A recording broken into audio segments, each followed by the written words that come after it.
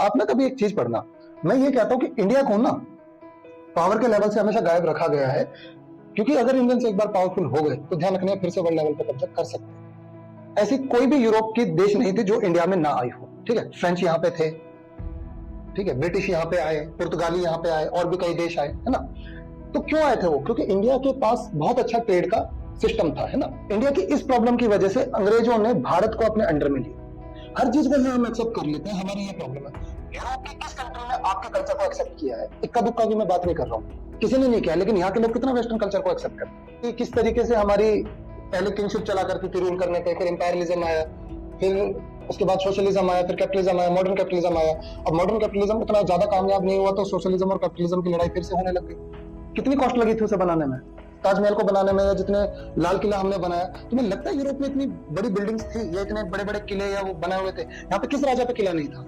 छोटे से छोटे राजा यहाँ किले में रहते थे, छोटे से छोटे राजा। आज के टाइम पे जो हम सबसे ज्यादा जिसमें जी रहे थे वो पूरा मॉडर्न कैपिटलिज्म था। मतलब अमेरिका ने क्या काम किया था, मॉडर्न कैपिटलिज्म जो है वो ऑलमोस्ट स्टार्ट कर दिया था, लेकिन रूस जो है वो फिर से उसने एक सोशलिज्म का एक अपना वे फिर से स्टार्ट कर दिया था। अगर आप देखें यूक्रेन वॉर के बाद क्या हुआ है, यूक्रेन वॉर के बाद अगर आपने देखा होगा तो अमेरिका ने फिर से वैसे ही चीजें स्टार्ट कर दी है जैसी पहले उसने करी थी।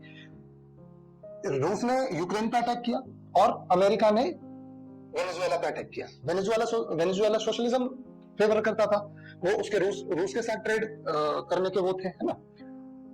यूक्रेन जो है वो यूएसए और वेस्टर्न कंट्रीज के साथ में ज्यादा रहता था।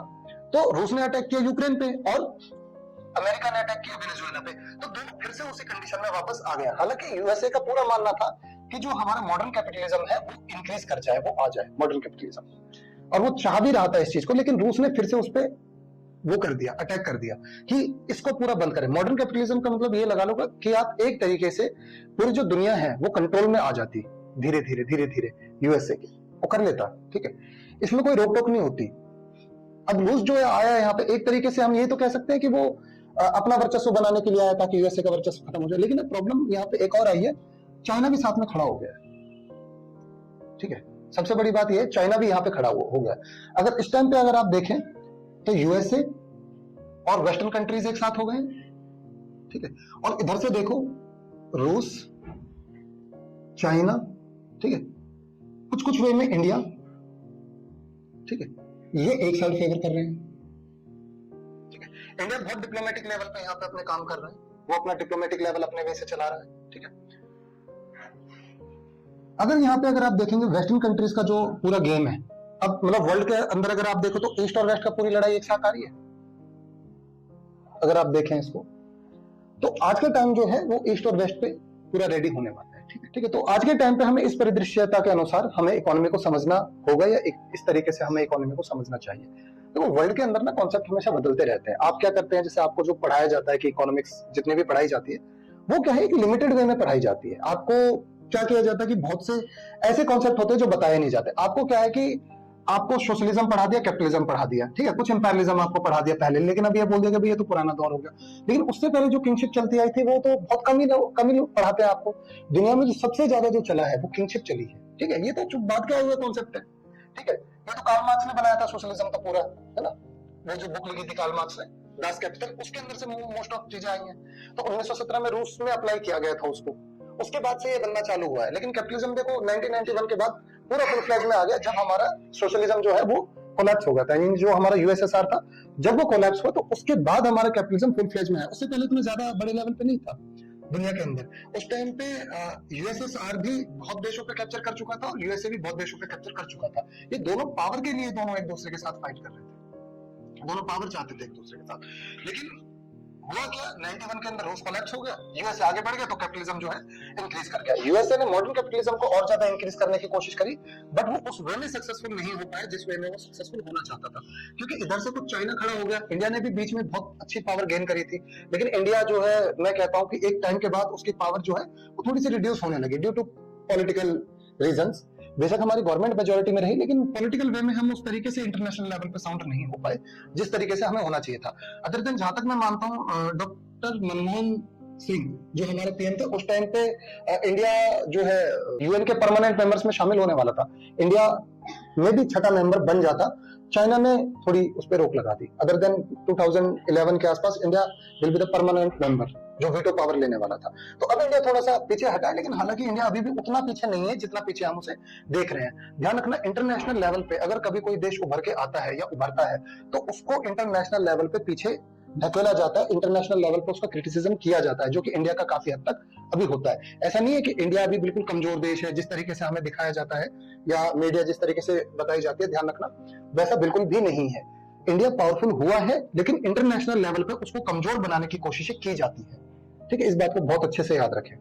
जो इंटरनेशनल पॉलिटिक्स है ना, उसके अंदर ऐसा नहीं होता कि अगर देखो कोई भी देश अगर पावरफुल होता है, मतलब देखो आप खुद समझो, इसको ऐसे समझो कि जैसे आप अपने पड़ोस में हो, अगर कोई भी एक परिवार जो है, फैमिली जो है, अगर वो स्ट्रांग होने लगती है तो क्या उससे उसके पड़ोसी उससे जेलसी नहीं खाते? जब उससे जेलसी खाते हैं तो सीधी सी बात है, अगर इंटरनेशनल लेवल पे अगर कोई देश उभरेगा तो क्या दूसरे देश जेलसी नहीं खाएंगे उससे? हमेशा ध्यान रखना। अभी जैसे आप कहते हो कि जो बताया जाता है कई बार कि पाकिस्तान का फेवर होता है, पाकिस्तान का फेवर होता है, यूएसए पाकिस्तान का फेवर करता है, क्यों करता है? ताकि इंडिया कमजोर हो जाए। अगर वो इंडिया को फेवर कर देगा, उधर से इंडिया के पास अगर अच्छी इकोनॉमी बनने लगेगी तो क्या वो दूसरे पावर्स के लिए खतरा नहीं बन जाएगा? तो इसलिए वहां पे कमजोर का साथ देकर पावरफुल को थोड़ा सा नीचे गिराया जाता है ताकि वो कॉन्फ्लिक्ट में फंसा रहे। ये इंटरनेशनल लेवल पे चीजें करी जाती हैं और कई हम जैसे लोग ज्यादातर जो है इसको समझ नहीं पाते।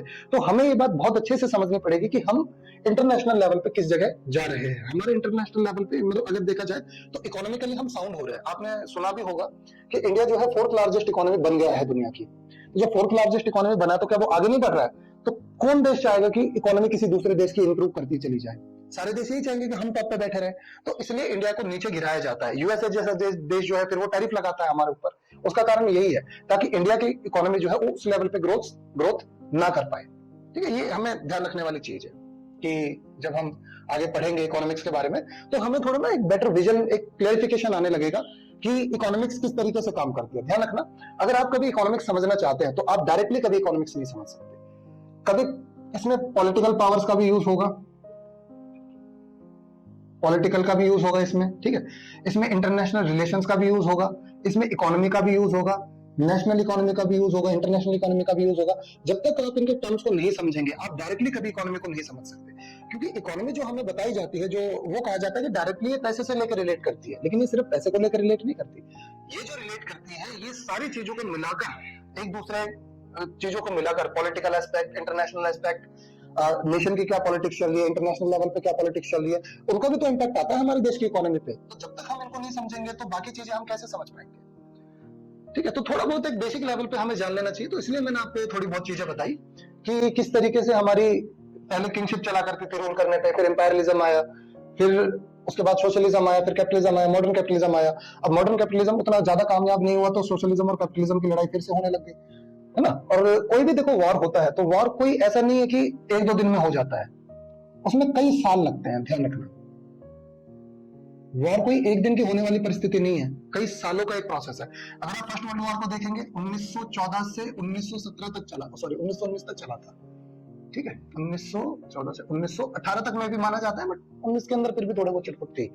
दूसरा अगर वर्ल्ड वॉर देखें 1939 से लेकर 1945 तक 6 साल का टाइम, इधर भी देखें 4-5 साल का टाइम। तो क्या ये घटनाएं ऐसे ही दिखाई देती है? जब वर्ल्ड ऑर्डर चेंज होने पे आता है तो उसमें कई साल लगते हैं। कोल्ड वॉर कितना चला था? अगर हम देखें तो जैसे सेकेंड वर्ल्ड वॉर खत्म हुआ 1945 में, उसी के बाद से कोल्ड वॉर चालू हो गया।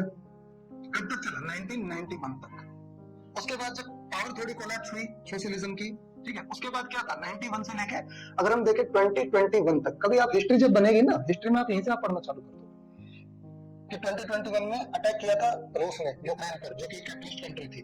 उसके बाद 2025 में वेनेजुएला पे अमेरिका ने अटैक किया। उसके बीच में छिटपुट घटनाएं होती रही। इंडिया पाकिस्तान का भी उसमें कभी हिस्ट्री में नाम आएगा, क्योंकि कभी एक टाइम पे ऐसी घटनाएं पहले हुए थे तो उन्हें आज आप पढ़ते हो, आज जो घटनाएं हो रही है वो कल पढ़ी जाएंगी।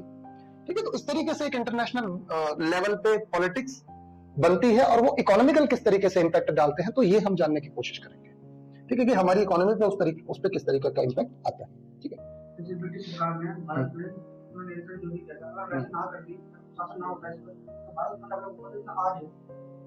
देखो ये जो कहा तुमने कि क्या भारत उतना डेवलप हो पाता अगर अंग्रेज ना होते, तो देखो ये विरोधाभासी क्वेश्चन भी बन जाता है एक तरीके से, ठीक है, क्योंकि कई सारी टेक्नोलॉजी ब्रिटिशर्स ने दी और कई सारी चीजें ब्रिटेन से अडॉप्ट हुई, और मैं कहता हूँ कि हाँ बहुत बेटर हो भी सकता था, ठीक है, तो हमें यहाँ से कुछ मिथ हटाने पड़ेंगे तब जाके वो चीज बनेगी, ठीक है, जो आज तक भारत को सिखाई गई है। मैं कहता हूँ जो भी आज तक आपको सिखाया गया ना उसमें बहुत सारे तो मिथ है जो कि दिए गए हैं आपको।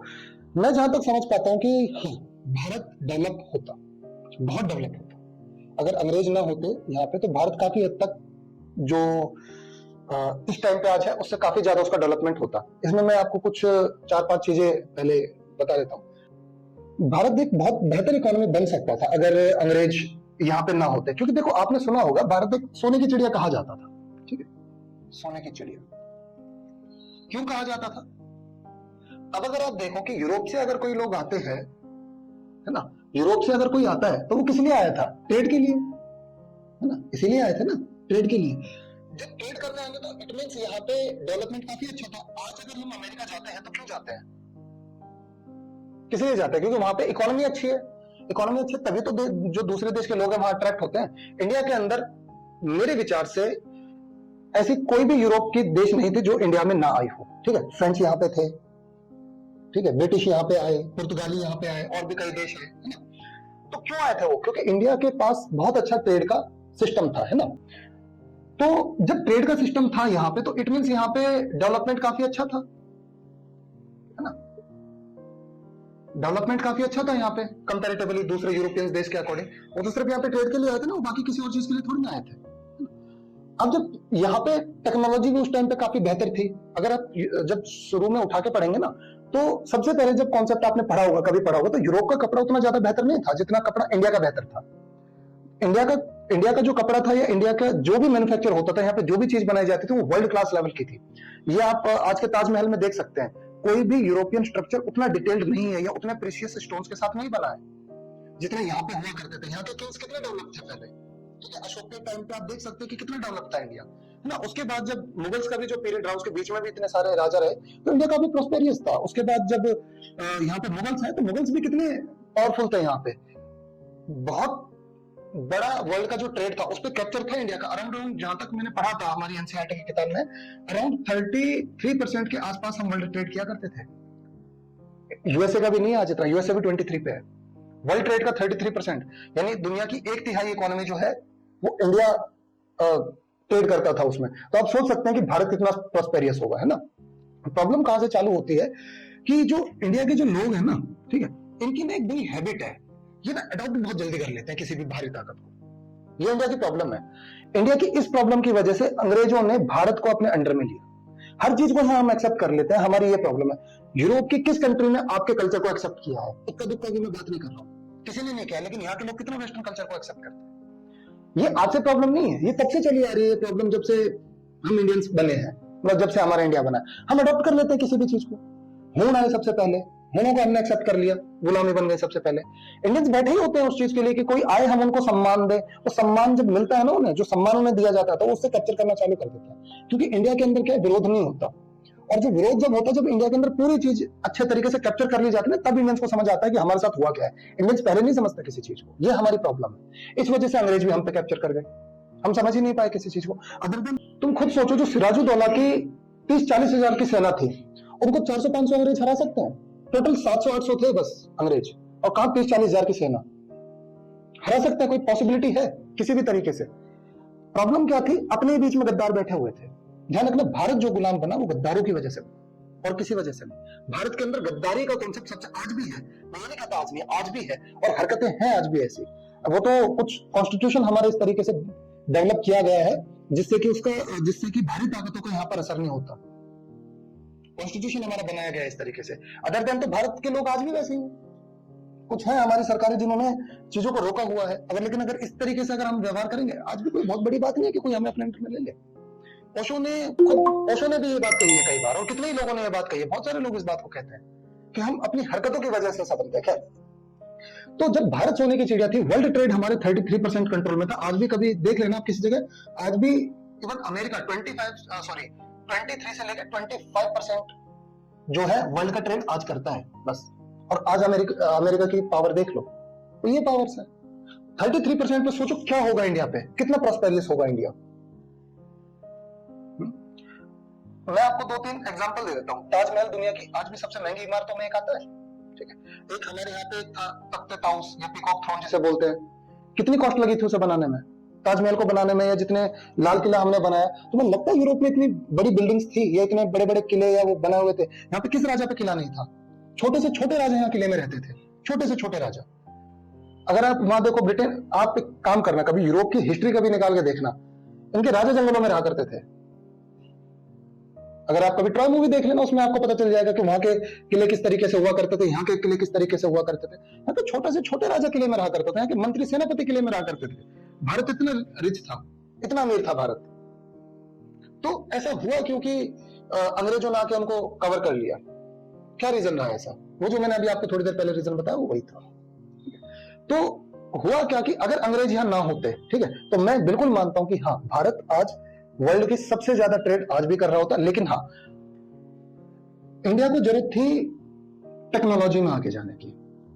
इंडिया की एक प्रॉब्लम रही है, टेक्नोलॉजी में अपने आप को कभी आगे नहीं बढ़ाता, ये स्लो अपने आप को टेक्नोलॉजी में आगे बढ़ाता है, ठीक है। अच्छा, आप ना कभी एक चीज पढ़ना, मैं ये कहता हूं कि इंडिया को ना पावर के लेवल से हमेशा गायब रखा गया है, क्योंकि अगर इंडियंस एक बार पावरफुल हो गए तो ध्यान रखना, फिर से वर्ल्ड लेवल पर कब्जा कर सकते हैं, ठीक है। अब मैं आपको एक छोटी सी बात बताता हूँ इसमें। कभी आपने देखा होगा कि जो दुनिया में जितने भी देशों ने कब्जा किया है उसमें कभी इंडिया का नाम नहीं आता, क्योंकि इंडिया ने किसी भी देश पर कब्जा कभी नहीं किया। आप सबसे पहले सुनोगे स्पेनिश लोग, फ्रेंच लोग, जर्मन्स, ब्रिटिश, अमेरिका का आप सुनते हो, रूस का सुनते हो। इंडिया का कभी सुना कि इंडिया ने कभी कैप्चर किया? इंडिया ने कभी कैप्चर नहीं किया।